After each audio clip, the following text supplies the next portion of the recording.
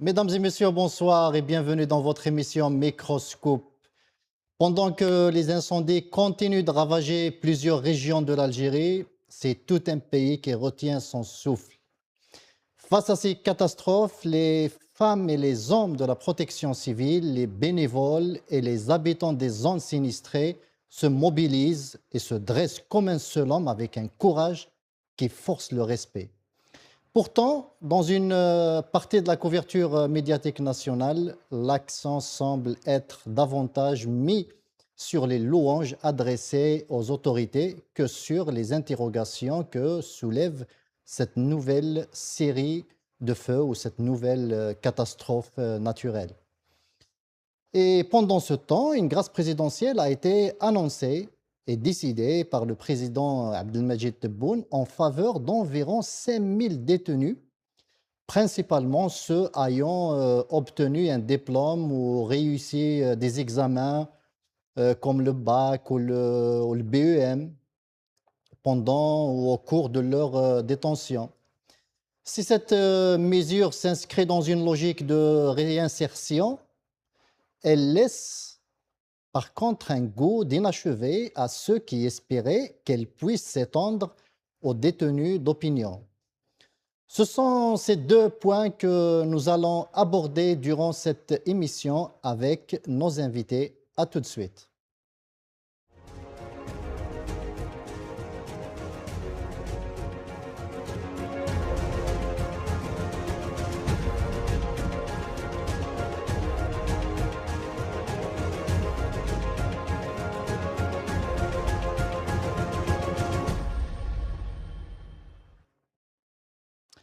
Pour en parler ce soir, j'ai l'honneur et le plaisir d'avoir avec moi le militant Abdelkrim Zrilech depuis l'Algérie. Abdelkrim, bonsoir. Bonsoir mon ami, merci pour l'invitation. Merci à vous, merci d'être des nôtres ce soir. Et depuis Paris, toujours par Zoom, le militant de la diaspora, Azwa Chemrouk. Azwa, bonsoir et merci d'avoir accepté notre invitation. Et apparemment, il n'est pas là et va nous rejoindre. Je reviens vers vous, Monsieur Zrilech. Vous qui êtes sur place, vous êtes en Algérie. Quelle est la situation qui prévaut en ce moment avec ces incendies de forêt?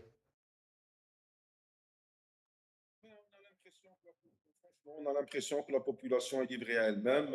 Bon, notre appréciation de la chose se limite à ce qu'on est en train de voir sur les réseaux sociaux. Nous ne sommes pas nous n'avons pas nous ne sommes pas dans la mesure ou dans la capacité de nous déplacer en Algérie pour voir ce qui se passe de nos propres yeux. Donc, à peu près, nous avons une certaine vision sur ce qui est diffusé sur les réseaux sociaux. Les incendies, apparemment, c'est assez important quand même comme incendie. Ça se comprend, hein, il y a une explication assez simple. Alors ça, l'Algérie subit de plein fouet les résultats du réchauffement climatique. Chose plutôt que les autorités en face, apparemment, ont peine à comprendre. Nous avons droit à des explications, le minimum qu'on puisse dire, des explications tirées par les cheveux. Il y a eu, on est toujours dans cet esprit-là de le Mu'amara, le complot, la théorie du complot, la théorie de l'ennemi de l'extérieur, la théorie de l'ennemi de l'intérieur. Les autorités n'assument pas leurs responsabilités et n'assument pas surtout le fait qu'elles ne se sont pas préparées à ces incendies-là. Maintenant, ce n'est pas la première année, on est pratiquement à la quatrième ou la cinquième année d'affilée.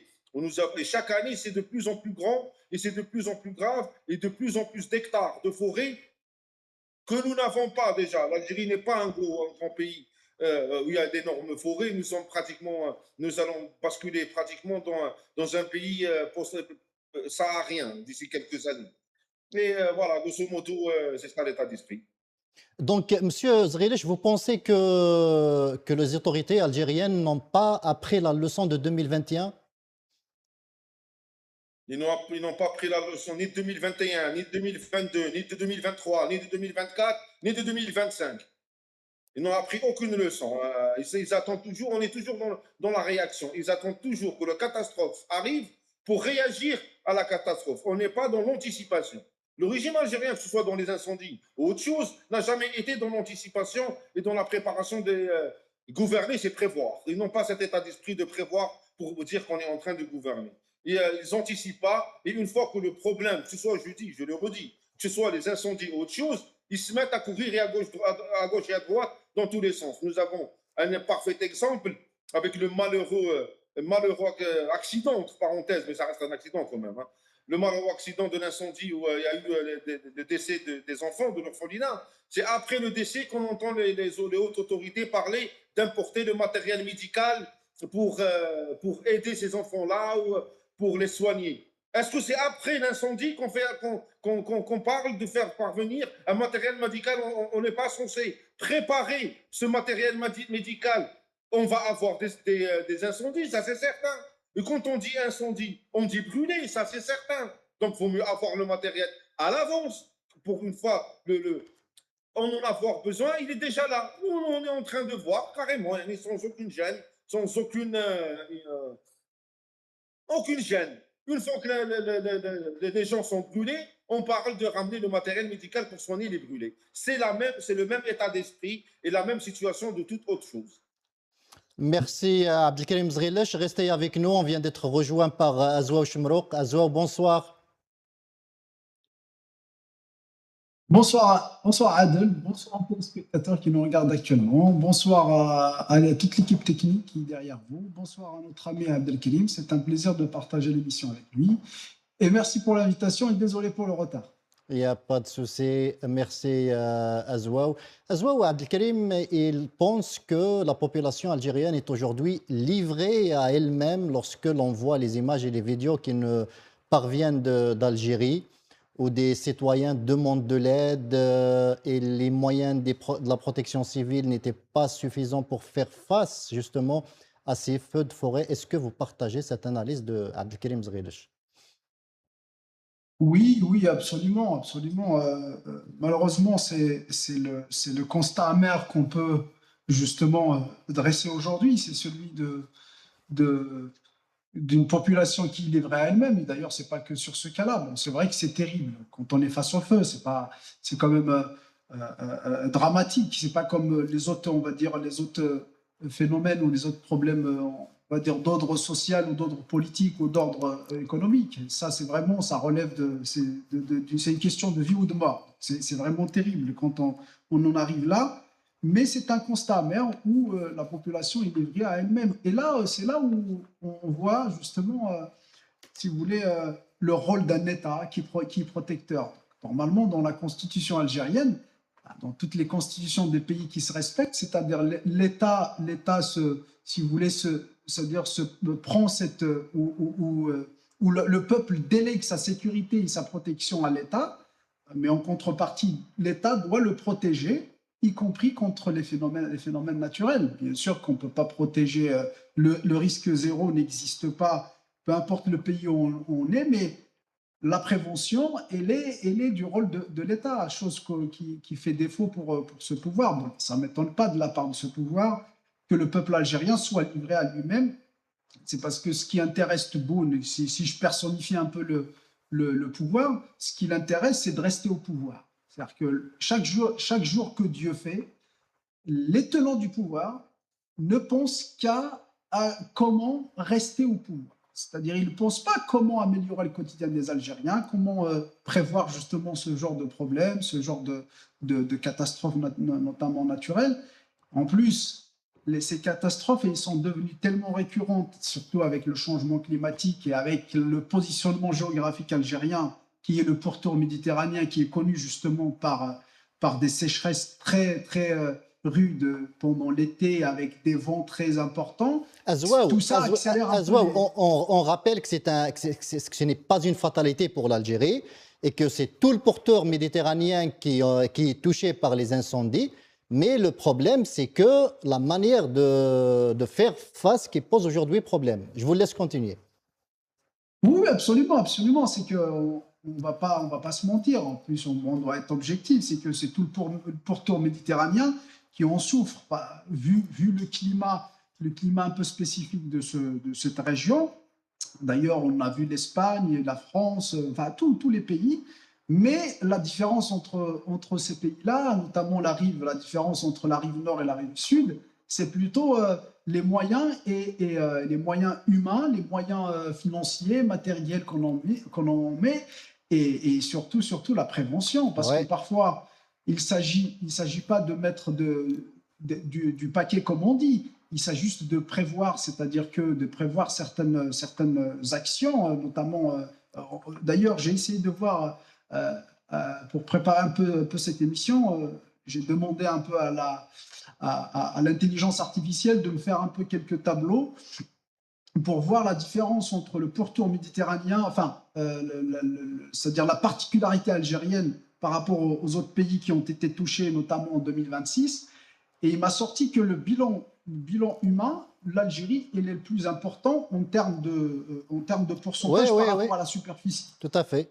Ah, l'Espagne, c'est vrai qu'elle enregistre le bilan le plus important avec 13 morts, je crois, mais en proportion par rapport à la surface brûlée, l'Algérie Et la plus c'est-à-dire, touchée, et la plus touchée, l'Algérie en termes de morts, elle est la plus touchée. tout à fait, Et tout à ça, fait. ça s'explique justement par le manque c'est-à-dire par le facteur beaucoup plus important, par le facteur humain. C'est-à-dire que s'il y avait c'est-à-dire des plans De bien prévention, établis avant, des préventions, des préparations, s'il y avait tout ça bien avant, si on avait des plans, comment dire, j'ai oublié le nom technique, mais en tout cas, si on avait fait en sorte à ce que les forêts, par exemple, soient accessibles avec des camions de pompiers, avec tout, on n'aurait pas ces problèmes-là aujourd'hui. Et j'aimerais juste finir une chose. J'ai essayé de voir un peu par rapport,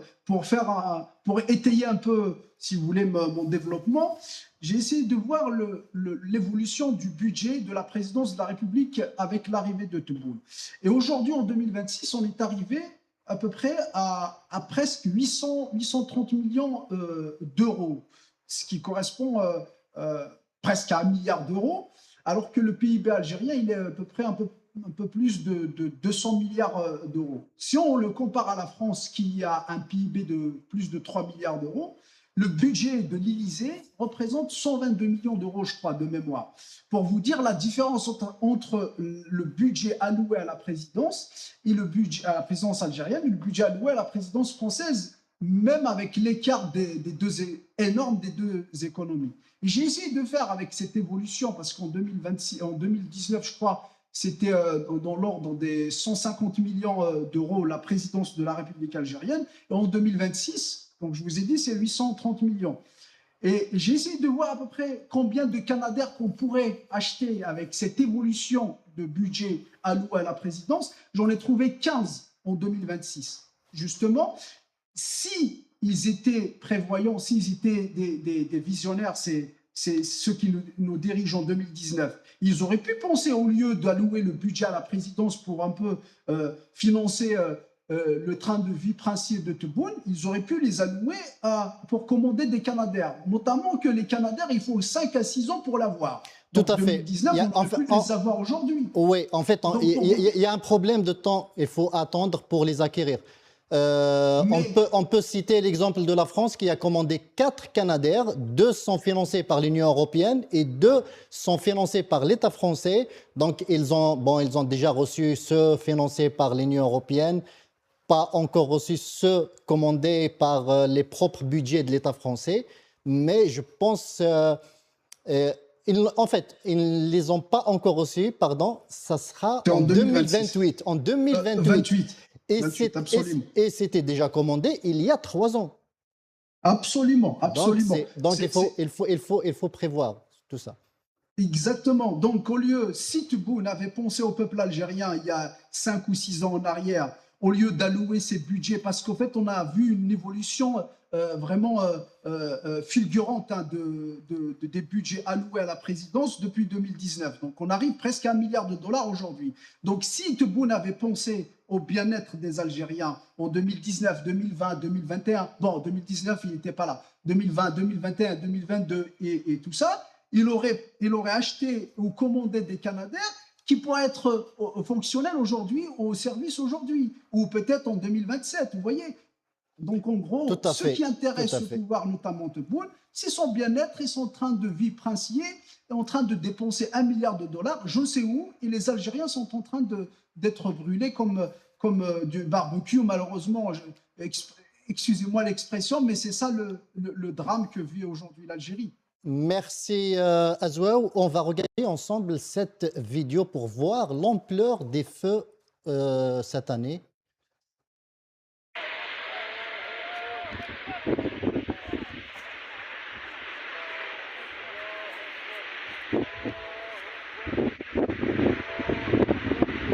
الله أكبر.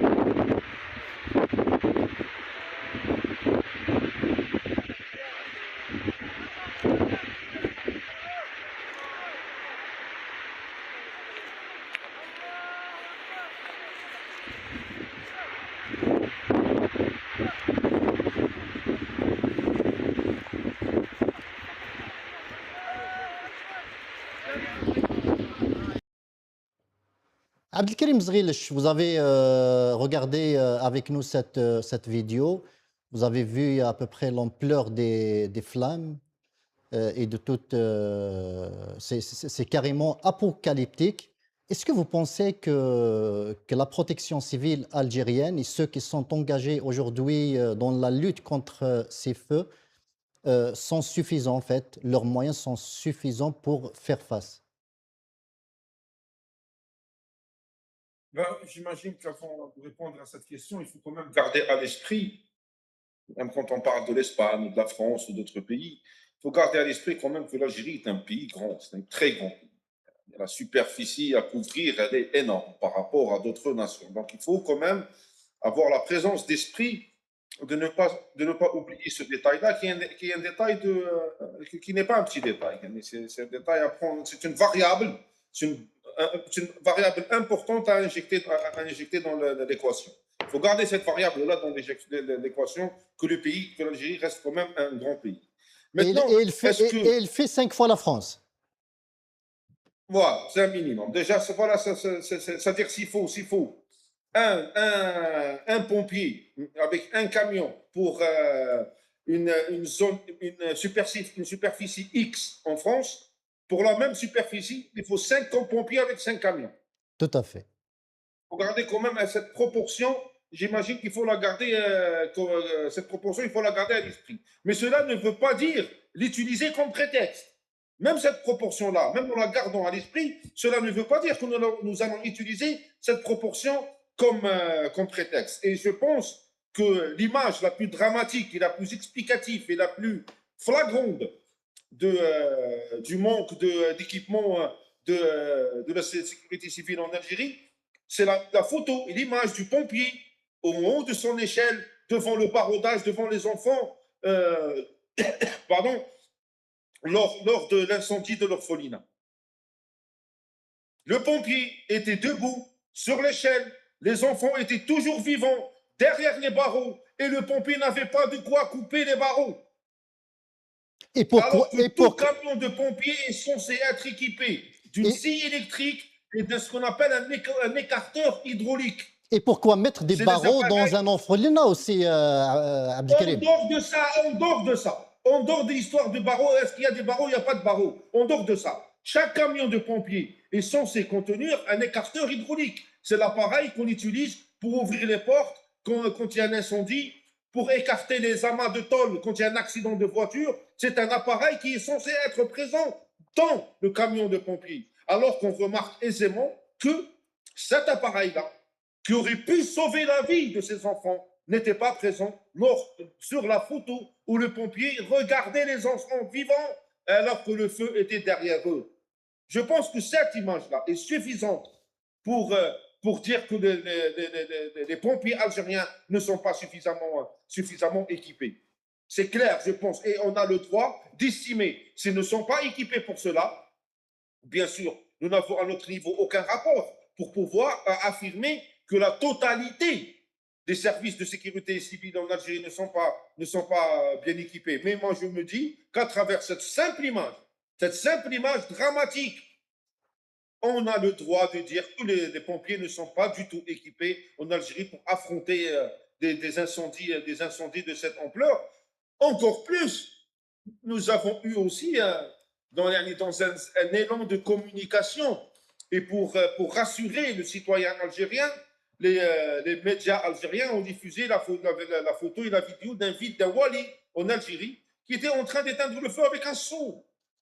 Si جاب بيدون الوالي جاب بيدون معاه وداروا تصويره زعما بلي جو بارل اون arabe في النقطه هذه باش يفهمنا الجميع dans un souci de communication ce qu'on appelle يعني في فكره تطمئنة المواطن pour rassurer le citoyen que les autorités algériennes sont présentes sur le terrain, elles font leur travail, elles sont en train de يسهرون على le bien-être du citoyen algérien. الوالي جاب بيدون معاه وجاي يطفي النار. C'est la cinquième dimension. On est dans la cinquième dimension, c'est pas possible. C'est pas possible, ces gens-là. Non seulement nous rassurent pas du tout, parce que quand on voit un wali venir avec un seau, essayer de teindre un feu de forêt, c'est pas du tout rassurant. On a l'impression qu'il n'y a pas d'État. En train de donner de l'Algérie à l'international. On a l'impression qu'il n'y a pas d'État.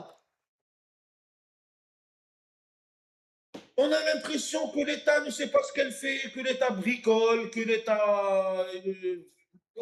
C'est pas qu'il n'y a pas d'État, c'est pas qu'il n'y a pas d'État. Il y a la police, il y a la gendarmerie, il y a les juges, l'État répressif, l'État juridique. Il y a les moyens qu'on dépense.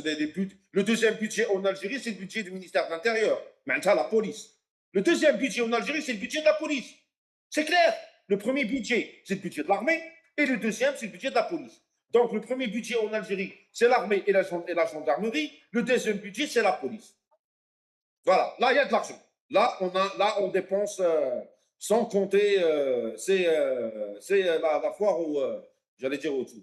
Mais quand on essaie de comparer par rapport au budget des services sociaux, comme le ministère duquel dépend le fameux orphelinat ou les pompiers, on remarque aisément la différence énorme entre les budgets alloués ou ce qui devrait être, ou ce qui doit être, ou ce qui est effectivement porteur du bien-être citoyen, et qu'est-ce qui est porteur de la sécurité et de la continuité du régime.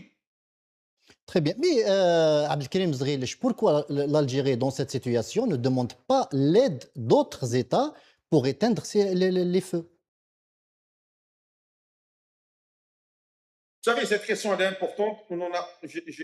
Je vais essayer on va essayer de reposer cette question de notre. Pourquoi les États? Il y a urgence quand même. Il y a urgence. Oui, il y a urgence. Cette urgence, elle est flagrante et toute la planète se rend compte qu'il y a urgence et tout le monde revoit ça. Mais pourquoi, jusqu'à maintenant déjà, aucun État n'a proposé son aide? Voilà la question qui me tire le pied de moi encore plus. Pourquoi les États, je n'ai pas vu, est-ce qu'il y a eu des États qui ont proposé leur aide à l'Algérie? Moi, je n'ai vu aucune information dans ce sens. Moi aussi, voilà. Moi, généralement, avant de dire n'importe quoi, je prends mon temps pour vérifier, pour me concerter sur n'importe quelle donnée, sur n'importe quelle information. J'ai horreur de dire n'importe quoi et je ne veux pas dire n'importe quoi de toute façon. Parce que si je prends le risque de donner une fausse information, je sais très bien que je vais me faire convoquer demain matin. Je le sais très très bien. Ils m'attendent au virage. Donc, je fais toujours attention à ce que je dis et aux informations que je diffuse. Je n'ai vu aucun État proposer son aide à l'Algérie. Où sont ses amis? Où sont nos amis? Où sont les États qui soutiennent le gouvernement algérien, qui soutiennent l'État algérien, qui soutiennent le régime algérien? Personne n'a même pas proposé de venir aider l'Algérie. Ni l'Espagne, ni l'Italie, ni la France, ni la Tunisie. Et pourquoi, selon vous? La Tunisie, on va dire, elle a ses propres problèmes. Même les autres, ils ont leurs propres problèmes. Mais l'Allemagne n'a pas proposé d'envoyer des pompiers en Algérie. Mais pourquoi, selon vous? Vous savez, je ne sais pas. Ça, je ne peux pas me prononcer sur ça. Pourquoi, d'après moi, franchement, on peut avoir une explication hâtive ou une explication simple et simpliste. Ils n'accordent pas beaucoup d'importance. On n'est pas aussi amis qu'on le croit. Voilà, on n'est pas très très bons amis. L'Algérie pense avoir des amis. Peut-être le régime algérien nous raconte toujours que nous avons des amis, nous avons des soutiens à l'international. Ils sont où ces soutiens? On ne les voit pas. Maintenant, on a besoin des soutiens du régime algérien à l'international. Où est-ce qu'ils sont? On ne les voit pas. Moi, je me dis que peut-être personne ne respecte suffisamment. Personne ne respecte suffisamment ce régime pour faire n'importe quoi pour lui. C'est la seule explication que j'ai. Et si quelqu'un d'autre a une autre explication, eh ben, qu'il nous la présente. Merci Abdelkrim, restez avec nous. On va écouter maintenant Abdelmajid Tebboune. Le président de la République, Abdelmadjid Tebboune, a salué hier soir l'action héroïque des femmes et des hommes de la protection civile pour l'extinction des feux qui touchent certaines régions du pays. Dans un message adressé aux éléments de ce corps constitué, le président de la République a écrit « Conscient des efforts colossaux et titanesques que vous déployez aux côtés des éléments de l'armée nationale populaire, des citoyens dévoués et d'autres institutions concernées, je salue hautement votre action héroïque pour l'extinction des feux de forêt, la préservation des vies humaines et de la richesse forestière et la protection des biens dans différentes régions du pays. Je vous adresse avec fierté et honneur, en mon nom personnel, au nom du peuple et des institutions de la République, mes plus hautes expressions de gratitude, et je m'engage à ce que vos efforts acharnés ne soient pas vains après la maîtrise définitive des incendies, si Dieu le veut. En attendant de vous rencontrer, je vous réitère toute ma considération et mes encouragements. Vive l'Algérie. Fin de citation. Ben, nous aussi, nous remercions nos pompiers, nos forces de l'ordre qui se sont dressés comme un seul homme pour lutter contre ces flammes. Azouch Mrouk, est-ce que les pompiers aujourd'hui ou les militaires qui se sont engagés dans cette lutte contre les feux de forêt aux côtés de nos concitoyens attendent du président de la République des salutations?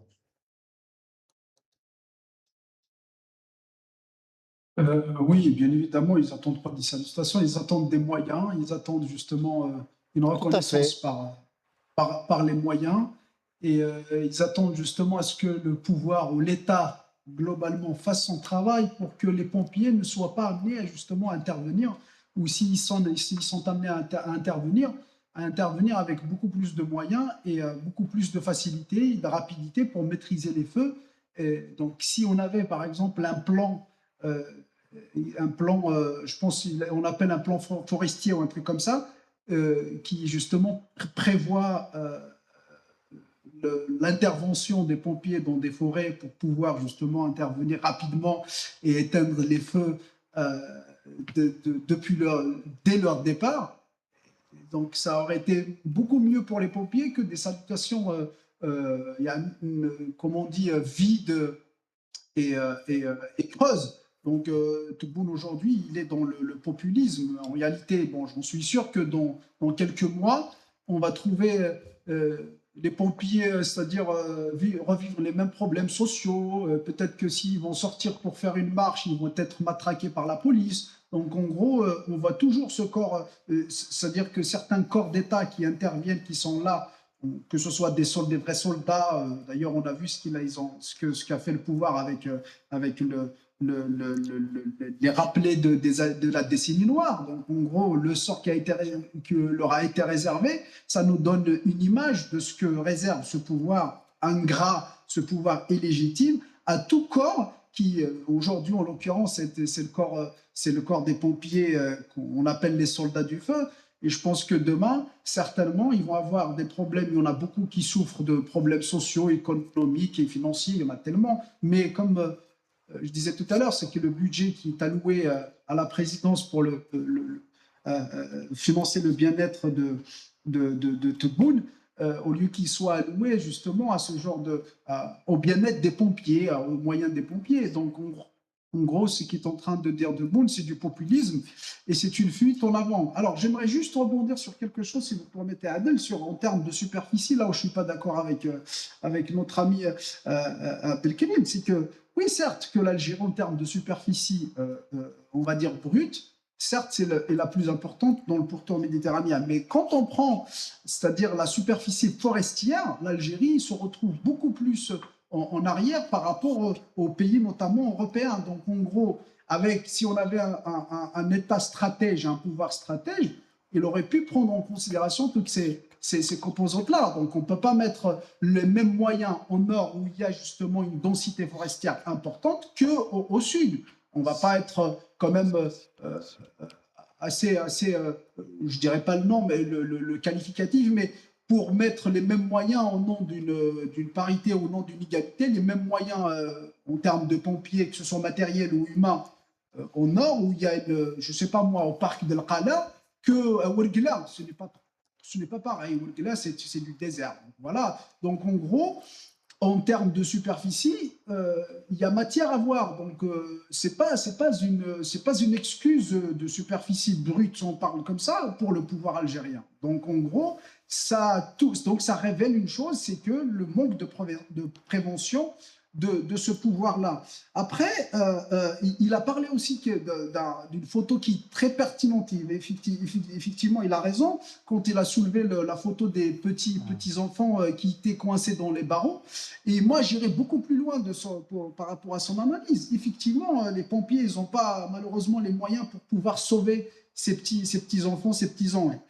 Bien pire que ça, pour un orphelinat, on a mis, c'est-à-dire un orphelinat qui a rez-de-chaussée plus un premier étage. On a mis des barreaux. En plus, l'orphelinat était clôturé. Pourquoi on aurait mis des barreaux? Pour la protection, pour les vols. Mais il y a justement la clôture. En plus, c'est un orphelinat, certainement, il y a des agents de sécurité. Donc, pourquoi on a mis les barreaux pour les fenêtres, je parle, hein. Pour les suicides, des tentatives de suicide d'adolescents un peu malades ou quoi que ce soit. Bon, c'est un premier étage. On ne peut pas se suicider en sautant d'un premier étage. Donc, il y a juste rez-de-chaussée plus un premier étage. Donc, en gros, parce qu'on a une mentalité algérienne. Je pense que c'est un R, juste pour la précision, je pense que c'est un R plus 2. Le bâtiment de l'orphelinat. Moi, d'après les photos, j'ai bien analysé les photos. Peut-être je me trompe, juste excusez-moi. Peut-être je me trompe, mais j'ai vu un R plus 1. Mais bon. C'est un R plus 2. Peu importe. Pas de problème. Je vous l'accorde. Peut-être je n'ai pas bien vu. Mais en tout cas, le R plus 2. On va le vérifier. On va le vérifier. Les équipes sont en train de vérifier. Très bien, très bien. Merci. C'est pas un problème. En tout cas, juste, je finis là-dessus, Adel. Le problème, ce n'est pas ça, parce qu'en fait, la réglementation interdit de mettre des barreaux tout à fait. Au-delà du premier, c'est-à-dire le rez-de-chaussée, peut-être oui, mais au-delà de l'étage 1. Message reçu, Azwaou. Merci. Il y a eu, restez avec nous, Azwaou Chemrouk, il y a eu aussi une annonce hier, c'est une grâce présidentielle décidée et annoncée par le président de la République, M. Abdelmadjid Tebboune, où près de 5000 détenus ont été graciés, particulièrement ceux qui ont eu des diplômes durant leur détention et ceux qui ont réussi à l'examen du BUM comme à celui du bac. On va écouter ensemble cette annonce. Le président de la République, Abdelmadjid Tebboune, qui a également signé un décret présidentiel portant mesures de grâce au profit des détenus admis aux examens du brevet d'enseignement moyen et du baccalauréat, ainsi qu'à ceux ayant obtenu un diplôme dans l'un des différents modes de formation professionnelle et des métiers au titre de l'année scolaire 2025-2026. Près de 5000 détenus de différentes catégories et de divers modes sont concernés par ces mesures de grâce présidentielle. Abdelkarim Zghilch, j'ai une petite question. C'est pourquoi, cette fois, la grâce présidentielle n'est pas intervenue la veille du 5 juillet, mais elle est intervenue le 22 juillet. Et pourquoi, justement, cette précision du fait que la grâce est réservée spécialement à ceux qui ont eu des diplômes au cours de leur détention et à ceux qui ont réussi à l'examen du BM comme à celui du bac.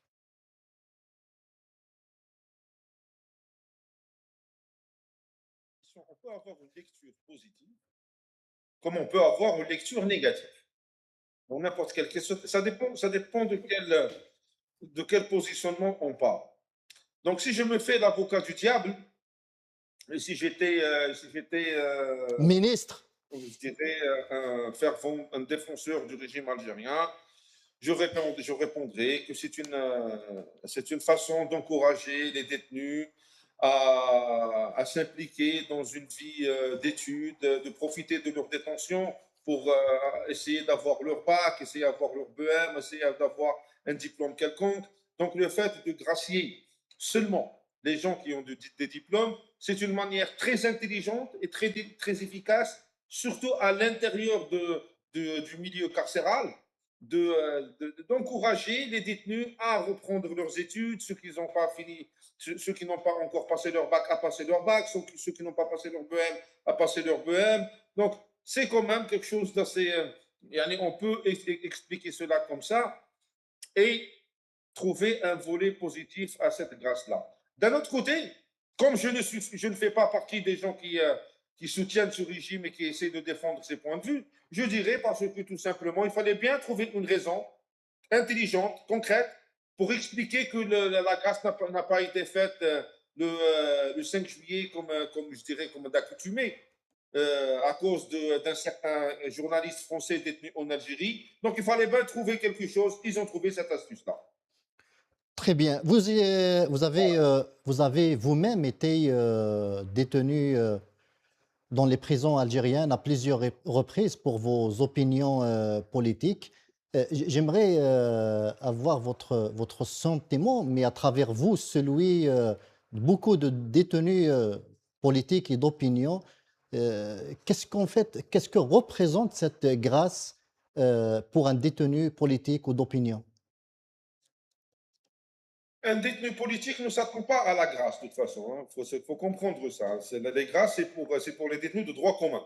Parce que même cette grâce-là, d'hier, des détenus politiques et des détenus d'opinion en Algérie n'ont pas bénéficié de cette grâce-là. De toute façon, ils sont considérés comme détenus de droit commun. Et je dirais, pour les détenus, la grâce, c'est le Graal, c'est le Saint Graal. N'importe quel détenu attend à se faire libérer. Moi-même, de toute façon, j'ai bénéficié d'une grâce présidentielle, malgré moi, de toute façon. Ce que je leur ai dit à l'époque, pourquoi me mettre en prison pour me faire grâcer 3 mois plus tard? Et ce n'était pas dans le cadre du 5 juillet ou d'aucune date représentative en Algérie. C'était une grâce bien particulière. On m'avait inculpé, emprisonné pour terrorisme. Au bout de 3 mois, ils se sont rendus compte que ces accusations n'avaient ni queue ni tête. Et on m'a gracié. C'était aussi simple que ça. Donc, certes, pour tous les détenus, quel que soit le motif de leur détention, que ce soit les détenus politiques ou les détenus d'ordre commun, la grâce, c'est le Saint Graal. Tout le monde s'attend à cette grâce-là. Et le fait qu'elle soit décalée comme ça est révélateur de la manière de laquelle on utilise ces leviers. Parce que la grâce présidentielle, quand même, reste un levier très important, un levier sous la main, si je peux utiliser la terminologie, sous la main c'est-à-dire du monsieur du président de l'État. C'est quand même un levier très important. Imaginez le nombre de familles des personnes qui sont en prison en Algérie. Si je ne me trompe pas, les derniers chiffres que j'ai eus, c'était à peu près 75 000 ou 750 000 prisonniers en Algérie, qui reste quand même nous avons un nombre très important d'Algériens en prison en Algérie. Notre régime est très répressif et la solution du tout sécuritaire ne fait qu'aggraver la chose. Si vous me donnez encore 5 ou 6 minutes de plus, on peut faire une petite remarque, on peut faire une petite synthèse, nous trois ici sur ce plateau, et à travers nous trois, l'ensemble des auditeurs de votre chaîne. Le régime en essayant de trouver des solutions, a absolument tout criminalisé. Dès qu'il y a un souci en Algérie, actuellement, dès qu'il y a un problème, la façon avec laquelle on essaie de régler ce problème-là, on met des gens en prison. Je vous donne, avant-hier, on a mis le PDG de la Stein, une entreprise de tabac, en prison. Est-ce que le prix du paquet de cigarettes a baissé? Nous avons mis incroyablement d'Algériens en prison à cause et en réalité, c'est à cause de l'inflation. Mais on a essayé de trouver une explication à cette inflation-là en utilisant le mot d'arabe. On a mis des gens pour une dizaine de sacs de lait, pour des bidons d'huile, pour des kilos de pommes de terre, avec des peines 5 ans, 6 ans, 10 ans de prison. On a créé des lois pour empêcher les Algériens de faire de la politique. On a créé des lois pour empêcher les Algériens de manipuler la prime de voyage. Est-ce que ça a réglé le fait de mettre des gens en prison? Est-ce que ça a réglé le problème de la prime des voyages? En mettant des gens en prison à cause de la pénurie de pneus. Il y a des gens en prison qui sont en Algérie qui sont en prison à cause de la pénurie des pneus. Est-ce que ça a réglé la pénurie des pneus? Il y a ceux qui sont en prison à cause de la pastèque. Voilà, la pastèque ou la pomme de terre ou l'huile ou le lait ou le pain ou la farine. Mais est-ce que derrière cette solution du tout répressif, est-ce que derrière cette solution du tout sécuritaire, est-ce que les soucis, les problèmes ont été réglés? Non. Non. Ouais. Aucun problème n'a été réglé malgré 6 ans maintenant, 6 années d'une juridiction. Chaque année, elle est de plus en plus impitoyable. On a essayé de régler le problème des accidents de voiture à travers un code de la route criminel. Nous avons transformé le code de la route en un code criminel qui criminalise les gens, qui met les gens en prison. Est-ce que nous avons réglé le problème des accidents de voiture ou des accidents sur la route? Non. Mais pourquoi, selon vous, justement, ce tout sécuritaire instauré depuis 2019 à ce jour? Parce qu'il n'y a pas de solution, ils ne trouvent pas de solution. Et quand on n'a aucune solution, on n'a pas la présence d'esprit, l'intelligence d'avoir des solutions. On se met à réprimer tout le monde. On a commencé à réprimer, je dirais, une certaine partie des Algériens en les considérant comme opposants politiques. Entre parenthèses, on nous a considérés comme ennemis de l'État, comme Ayadi Dakhili. On a utilisé toute la sémantique et le vocabulaire possible et imaginable. Et après, on est passé à l'Algérien, aux citoyens. Simple. On met tout le monde en prison pour n'importe quoi. Comment ça, c'est un truc? C'est des cas réels. C'est des cas réels. Un monsieur, ils ont trouvé chez lui 10 bidons d'huile. 10 ans de prison. Ça Incroyable. veut dire qu'ils n'ont aucun respect pour la valeur de l'être humain. Ils n'ont pas aucun respect pour la liberté des gens. Ils n'ont aucun respect pour la dignité des gens. On met des gens en prison parce qu'ils ont trouvé chez eux une trentaine, une cinquantaine ou une centaine de sachets de lait. Qu'est-ce que ça représente une centaine de sachets de lait? 20 000 dinars? Même pas. Combien ça représente ça? 50 000 dinars, 30 000, 10 ans de prison pour 30 000 dinars? C'est la preuve indiscutable, et je finis sur cela pour ne pas monopoliser la discussion, c'est la preuve indiscutable qu'ils n'ont absolument aucune solution. Aucune solution. Le fait qu'ils se permettent de mettre des Algériens en prison pour des choses aussi futiles, aussi débiles, c'est qu'ils n'ont absolument aucune solution. Rien à proposer. Rien à proposer, exactement. Merci Abdelkrim, restez avec nous. Il y a le chat qui veut participer à l'émission. Pardon, Abdelkrim? Il y a le chat il veut participer. Ah oui, je le vois, il est très beau, il est mignon, votre chat. Franchement. Azwaou Chmrouk, grâce présidentielle, aucun détenu d'opinion n'a été touché par cette mesure. Oui, Adel, effectivement. Donc, je pense qu'il est important qu'on rappelle quelque chose, c'est-à-dire qu'un détenu d'opinion, c'est-à-dire la qualification de détenu d'opinion, c'est une qualification politique.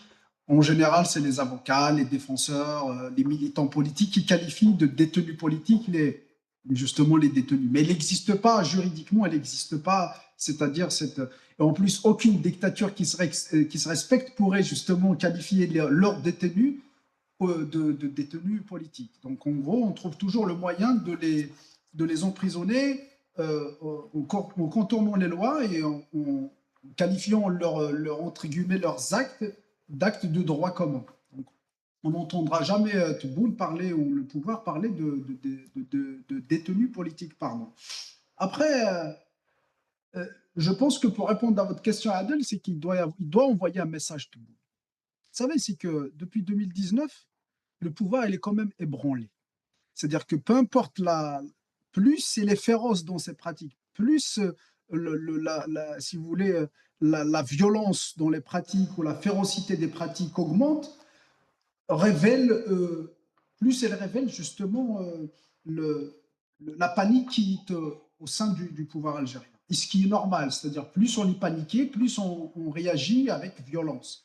Donc le pouvoir depuis 2019 quand même, grâce au Hirak, un des bienfaits du Hirak, malgré qu'il y avait plein de choses, on pourra en parler dans notre émission, euh, un des bienfaits, c'est qu'il a fait en sorte à ce que le pouvoir soit déstabilisé et ce que je pourrais appeler d'une déstabilisation permanente. C'est-à-dire qu'il y a toujours une déstabilisation. Et là, on voit tout le temps, pratiquement tous les mois, peut-être toutes les semaines, des emprisonnements au sein du pouvoir, que ce soit dans le civil ou dans le militaire, des emprisonnements en masse. C'est parce qu'en réalité, il y a une paranoïa qui a frappé le haut du pouvoir algérien, notamment Tebboune, Chengueriha. Donc, ils emprisonnent, y compris leurs propres collaborateurs.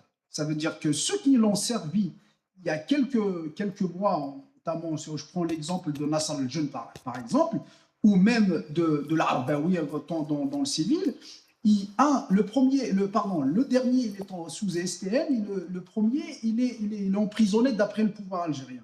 Pour vous dire à quel point le pouvoir est tellement déstabilisé. Donc, face à cela, il doit terroriser. Donc, il n'a rien à offrir, comme il disait tout à l'heure Abdelkrim, politiquement, économiquement, socialement, il n'a rien à offrir par sa médiocrité, parce qu'il est médiocre, et on va revenir justement sur cet aspect de médiocrité. Comme il n'a rien à offrir, donc il terrorise. Donc la seule légitimité, entre guillemets, ou la seule source où il peut puiser sa légitimité, c'est la terrorisation de la société et de la population. Donc il faut qu'il garde la terreur au sein de la population. Donc s'il libère aujourd'hui les détenus qu'on qualifie de détenus politiques, ça serait un message envoyé.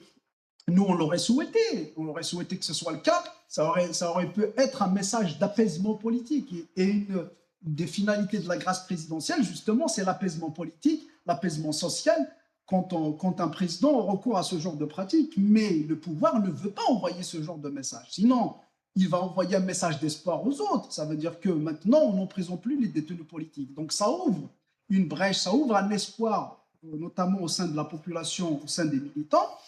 Et Tebboune n'a pas le droit, entre guillemets, de reproduire les mêmes erreurs de Bouteflika, c'est-à-dire de laisser une pseudo-liberté, de laisser le peuple s'exprimer. C'est parce qu'en réalité, il n'a pas peur du peuple, parce que le peuple, il le réprime. Il a peur dans le pouvoir, c'est-à-dire des clans qui le guettent au premier tournant pour le faire tomber, un peu ce qui s'est passé contre Bouteflika ou le Gaïd et tout. Donc, si jamais demain, le peuple voit un peu une lueur d'espoir et reprenne un peu les choses en main, il peut sortir contre Tebboune. Mais quand il va sortir contre Tebboune, c'est un des clans qui le guette aujourd'hui au sein du pouvoir. En réalité, Tebboune, il a peur des généraux. Il n'a pas peur du peuple, il a peur des généraux. Donc, si le peuple sort, donc ces généraux-là, ils peuvent profiter de cette situation pour le dégommer. Donc, en réalité, il ne faut absolument pas qu'un détenu, bien au contraire, il va envoyer bien plus de messages parce qu'il est pied au mur, économiquement, politiquement. Et là, je reviens sur la médiocrité. Pourquoi il est aussi médiocre Parce qu'on aurait pu trouver une dictature quand même compétente économiquement, socialement, qui pourrait offrir un progrès économique et social pour sa population, un peu comme la Chine, entre guillemets. Mais non, ce pouvoir-là, il est médiocre parce qu'il est le résultat d'un pouvoir qui était déjà médiocre. C'est vrai, avec de moindres médiocrités, celui de Bouteflika, mais il était médiocre. Donc aujourd'hui, Tebboune, il est le résultat de Bouteflika. Très bien.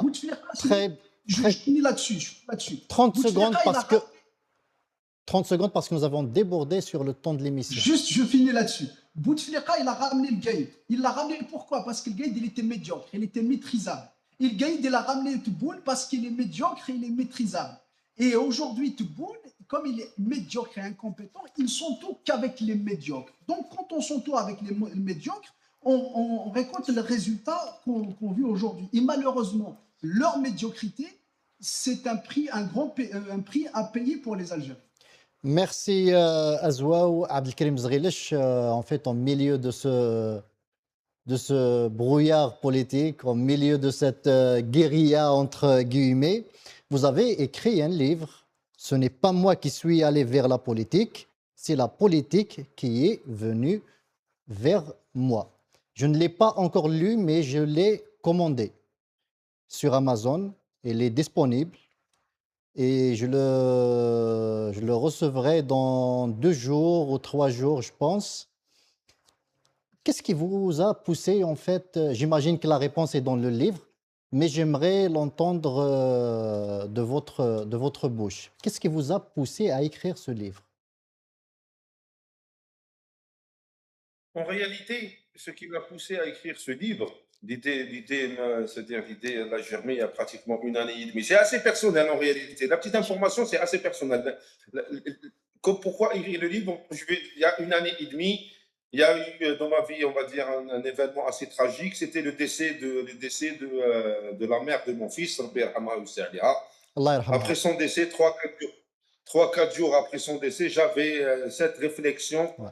Yani, on va tous. Je vais pas essayer je vais pas partir vers le genre de sympathie. On va tous mourir. Il faut laisser quelque chose derrière nous. Voilà, tout simplement. L'idée, c'est pas le plus important, c'est pas pourquoi et comment j'ai eu l'idée d'écrire le livre. Il fallait que je laisse un témoignage. J'avais un témoignage. À un certain moment, je me suis dit, je peux tomber comme ça et mourir d'une crise cardiaque. En une fraction de seconde et je n'aurais absolument rien laissé derrière moi. C'est aussi bête que ça, voilà.